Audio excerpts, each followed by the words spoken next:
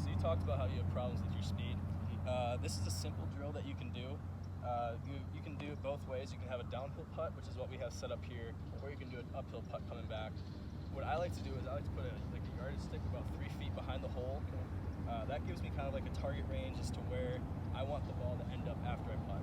So anywhere outside of that is obviously going to be a range where you really have to focus on the putt. 3 feet is kind of that grace area. So right now I'm just going to set up to it. I've got a tee down, 5 balls. Really the goal of this drill is to hit the putt and not let it go past the yardage stick. So obviously if you hit the putt too hard, it's going to go past the yardage stick. So like that would, or if you end up short of the hole, you're obviously not going to make it. So let's step up here and let's hit it.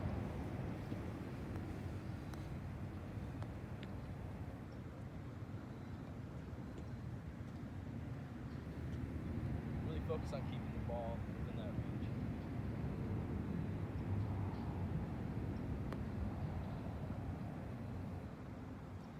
Alright, so we missed it, but it's still in tapping. Yeah.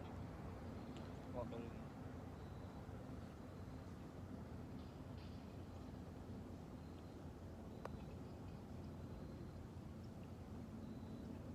Again, still in tapping.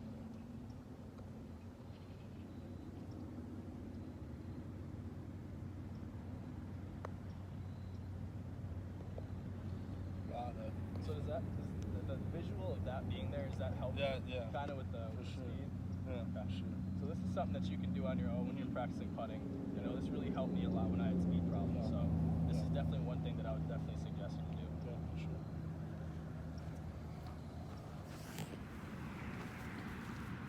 All right, Cole. So you talked about a little bit of inconsistency in where you land the ball and letting it roll out to the target.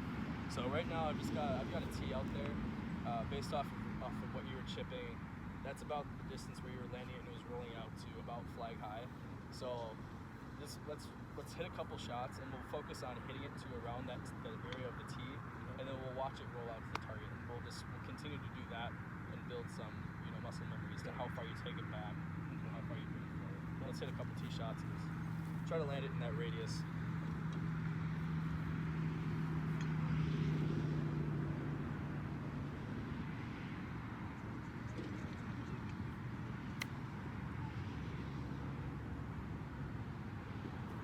So that was really good. You landed it right next to that tee.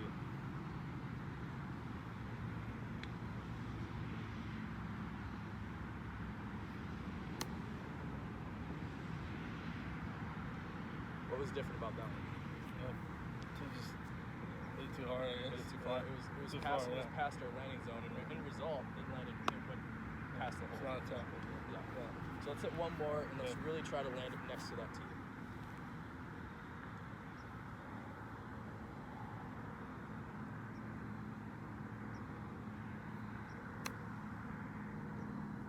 Perfect. And that's gonna roll right there. So are you feeling how far you need to take the club back and forward to hit it to that spot? No? Is it just kind of... Yeah, I guess I just kind of, Okay. just feel it. So I think that we really need to focus on the feeling and also how far you're taking back and forward to hit it right. Yeah. Yeah. Okay.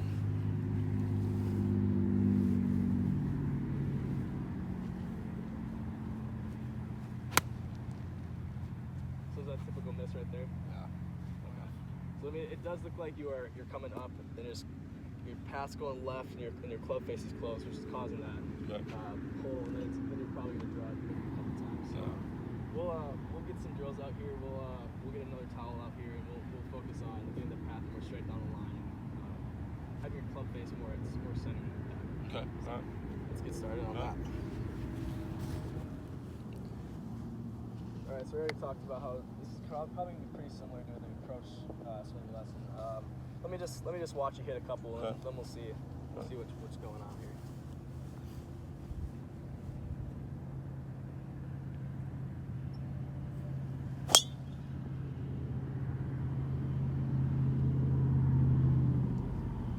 Good shot. Yeah, you're right. It is a little bit left of the target. Yeah. Do you So since you're hitting down the ball, what do you think that does to the golf ball? Yeah, it's very spinny. Yeah. Really spinny. Yeah. So what do you think we need to do to kind of counteract that? Shallow it out, maybe. Shallow it out? Yeah, hit up on it more. Mm-hmm. Yeah, I think sometimes too, while I'm struggling, I get my weight kind of forwards when I start hitting down on it. And, Yeah. And almost, if it doesn't go left, it goes right. So it's kind of The inconsistent. driver swing is kind of different in that we're trying to push off our back foot, but at the same time we're trying to lift our body up, as opposed to an iron swing where you're kind of finishing through. So that's pretty typical to see that. So let's work on while you're taking some swings. Let's work on driving off that back foot, but also kind of lifting our upper body up. Okay. So we're trying to swing up on the ball instead of down on it. Okay. So let's hit one and try to focus on driving off your back foot, but also lifting your chest up to kind of get the swing going upwards instead of down.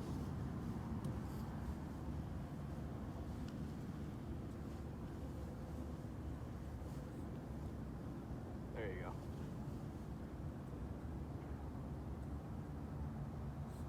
That's a lot better. You can tell it's not as spinny Yeah. right away. More of a piercing ball flight Yeah. than the first one. That's really big in kind of maximizing your distance. You know, kind of limiting the spin as much as you can by lifting up that chest and kind of getting your chest out while you're pushing off your back foot. That helps kind of get the ball up in the air. So that's really good. We'll get into a couple demonstrations here, and then we'll show you how to kind of get the swing path going all right again. All right.